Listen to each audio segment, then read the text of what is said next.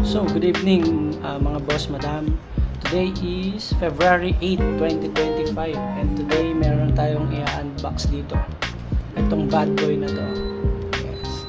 This is the Galaxy S25 Ultra and na pre-order ko to through Abenson. Ang release date niya talaga dito is they say it's February 14 pa and then dumating na siya ngayon. So ito yung i-unbox natin ngayon. Let's go. So ito na siya ngayon. Tanggal na yung seal. Ayan.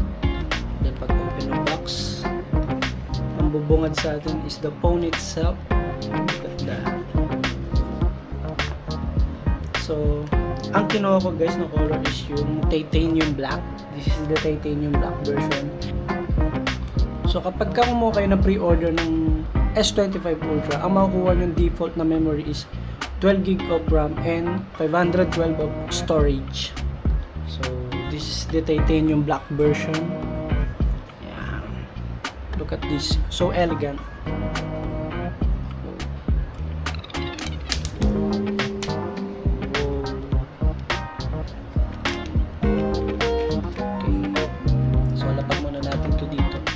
Ang laman ng box niya is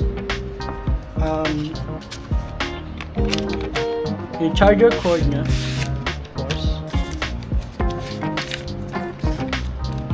So this is the charger cord. Okay. And manuals and SIM ejector pin.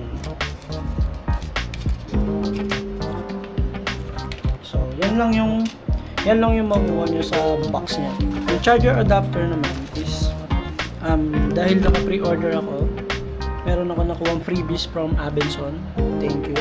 And by the way, this is not a sponsored video. So quick specification check muna tayo before natin to buksan. Based dito sa search ko, yung chipset niya is naka Qualcomm Snapdragon 8 Elite. And then, ayun nga, based sa sinabi ko sa inyo kanina, this is a 12GB RAM, 512 memory, internal. So, wala siyang SD card slot. And then, yung camera niya is 200 megapixel main. And then, 10 megapixel yung telephoto, 50 megapixel wide angle. So, sa video naman yan, it can shoot up to 8K resolution and 4K resolution.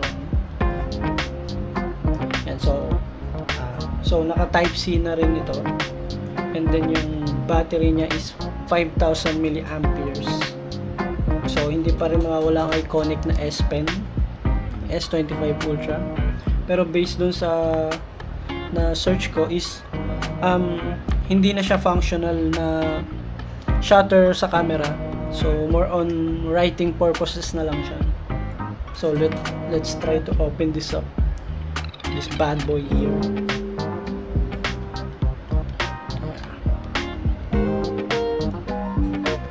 And yung freebie sa akin ni Abenson na adapter is a 25 watts power adapter.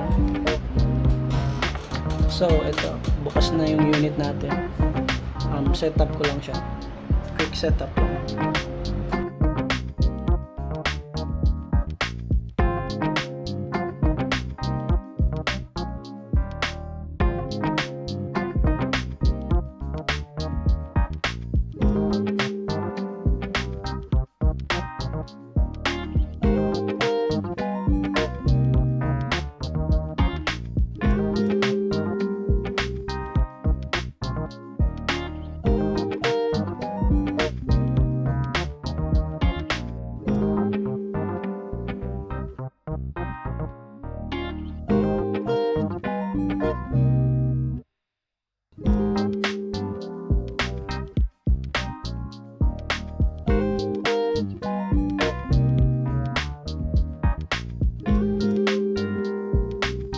So, chinek ko siya.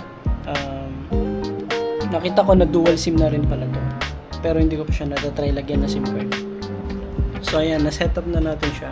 And then eto na siya. This is the home screen. Look at that.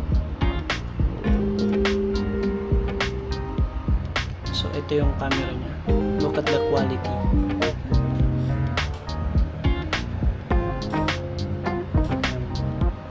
I'll show you some sample shot using this phone.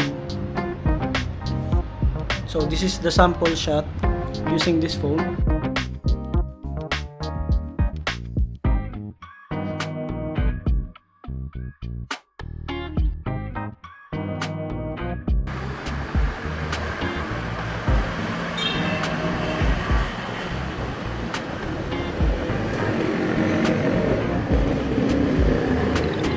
So yung camera niya is merong option na 200 megapixels, 50 and 12. Ayan. Ayan. So ito siya. Ito yung 12 megapixel kung nakikita nyo guys. Ayan. So yun know guys, no?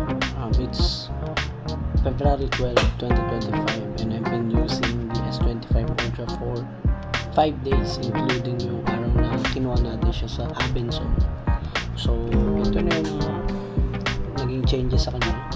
Bumili ko ng MagSafe case and then install natin siya ng hydrogel screen protector.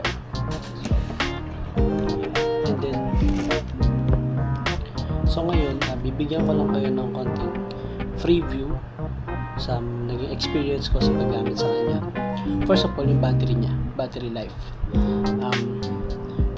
So, on a daily basis, umaalis ako dito sa Bulacan around mga 5:30 AM papunta sa work.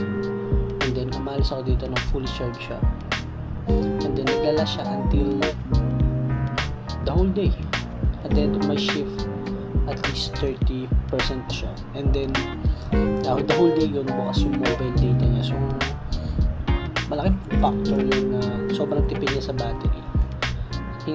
Given na laging bukas yung mobile data niya, good siya sa akin. And then, ang mga napansin ko sa kanya, na maganda yung facial recognition niya, very responsive na. Maganon mo lang, matapat mo lang siya sa mukha mo, nag-unlock na agad yung phone. And ito, sobrang responsive yung screen niya, as you can see, use sa Facebook. Look. Oh.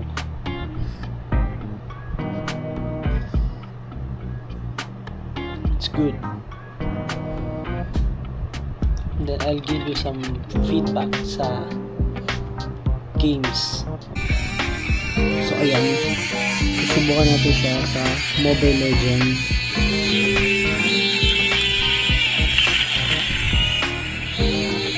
So ayan siya, playing Mobile Legends. You can see naka high frame rate ako, and then yung graphics ko is on ultra. So yung settings natin, yun. Wala ko nakikita ang problema sa kanya actually. Sobrang smooth yung galaw ng characters.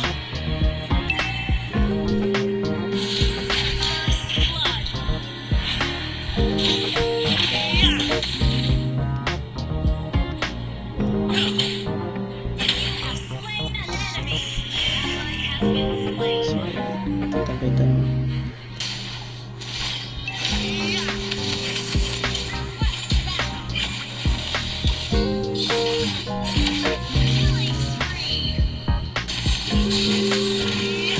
So yan, kahit sa class, wala ka nakikita ang problema.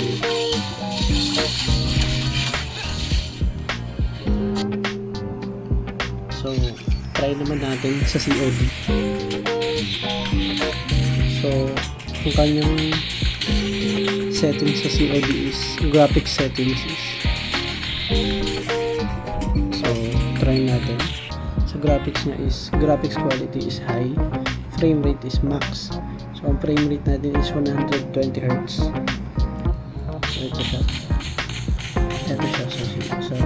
COD. Sobrang ganda ng graphics niya. Slim.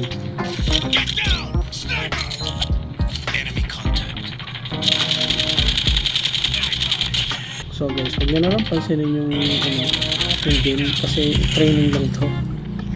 And I'm not that fan ng COD Mobile. So, nilaro ko lang siya for the sake na makita nyo yung graphics niya. So, ayun. Nakita nyo yung ilang feature na meron si S25 Ultra. Not to mention pa yung mga AI features niya. Sobrang laking tulong. Like, yung mga features kapag merong photo bomber, pwede mo siyang i-remove. And then, hindi ko pa na-try actually yung lahat ng features na meron siya. Ilan-ilan pa lang. So, yun lang yung mga na-try ko, yung mga sinabi ko na sa inyo. And then, for me, it's a 10 out of 10 using this phone. So, yun muna.